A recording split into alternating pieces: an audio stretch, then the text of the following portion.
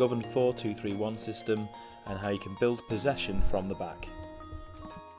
Okay, the scenario we're starting from here is with the red team defending, the blue team have a shot, the red team are in a defensive block and the ball goes to their keeper. The red team make transition movements now, trying to make the pitch as big as possible and also trying to make the blues play a little deeper as well. So this would be pretty standard positioning on the restart, either from a goal kick or just when our keeper has got possession of the ball. Our centre backs split nice and wide, try and stretch the gap between their forwards. This also allows space for our number 6, our deep midfielder, to drop between them and offer short from the middle. The full-backs need to push on, try and make their wingers defend, give space to our centre-backs. And our number 8's trying to bridge the gap between defence and attack. He's trying to help out number 6 when needed, but also not get in his way. Number 10 is trying to play in behind number 9, trying to find the gaps and spaces in there. And number 9 is trying to push on with 7 and 11 to try and stretch them and make the opposition play as deep as possible, make us space, let them know we could go in behind if needed. So the keeper should always have these 3 options to go short, the 2 centre-backs who've split wide, and the number 6, the centre midfielder who's dropped in between them. Depending on the positioning of the opposition forwards, the keeper could play out to any of these 3 at the back then. If he goes to number 6 though, that's likely to drag their forwards towards him and make more space for our centre-backs. 6 should have quite a few options. He should have both centre-backs, he's always got the ball back to the keeper as a safe option, and he's also got the ball to midfield for number 8. To avoid playing the ball square across the back though, it's preferable to play the ball into the keeper and then back out to the centre-back. Or play the ball into the number 8, the link man, who can then drop the ball onto the centre-back. Now the likelihood at this stage is that there won't be many passing options forward for the red team because the blues have just set themselves up into a defensive shape. What we're trying to do now is gradually make the gaps between their players wider, make the spaces there so we can find passing channels to get the ball forwards. Even a simple little pass from the centre-back into the full-back can draw their number 11, their winger, out towards the wing, therefore making space inside him and making the passing channel wider.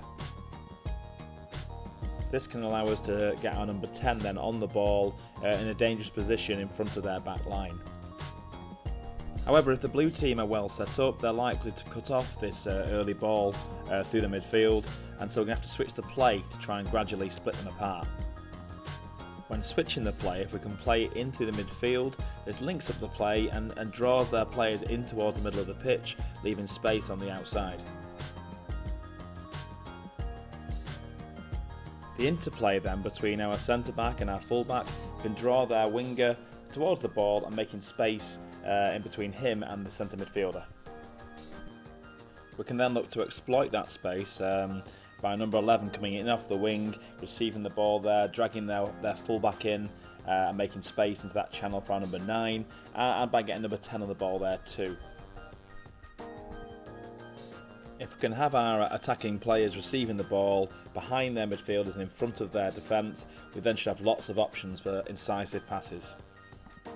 So in summary, from first getting the ball back, what we're trying to do is gradually widen the passing lanes and make more space in between their players to allow us to go forwards. And it's switching the play and playing out to the channels which will gradually stretch the opposition.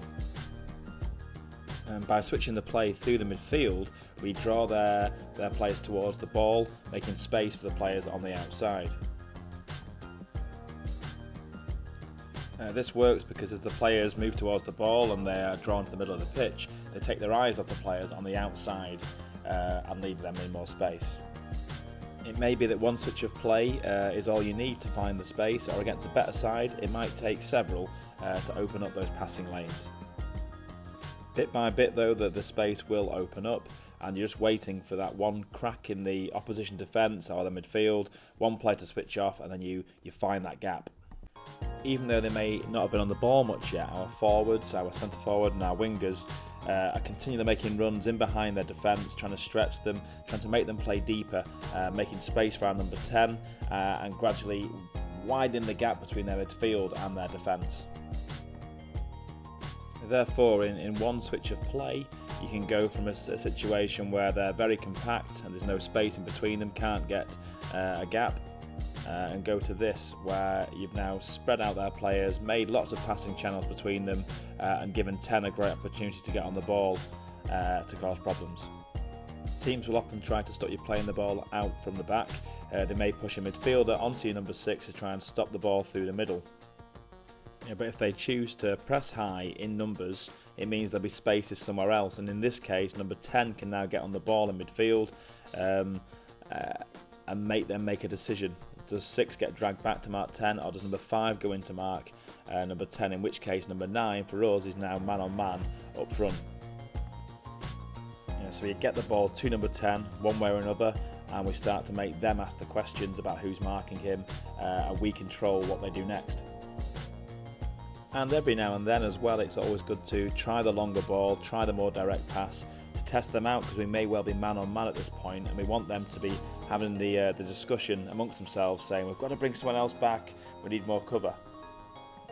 Some other variations on our positioning. A simple one is 6 and 8, swapping roles and seeing where the opposition are going to mark men or going to mark space. Or you can have a complete rotation of the midfielders, and that can go either way, 6 to 10, 10 to 8, 8 to 6, or vice versa. This can happen just as you're about to play the ball out from the keeper. Or perhaps more complex still, you can have the number 6 moving to midfield, 8 pulling out wide, where a fullback would normally be, fullback dropping into the centre-back's position, and the centre-back taking up the central position. If the short ball really isn't on at that point, you can push out and you can take the team out, they'll come out with you, and they think they've done their job.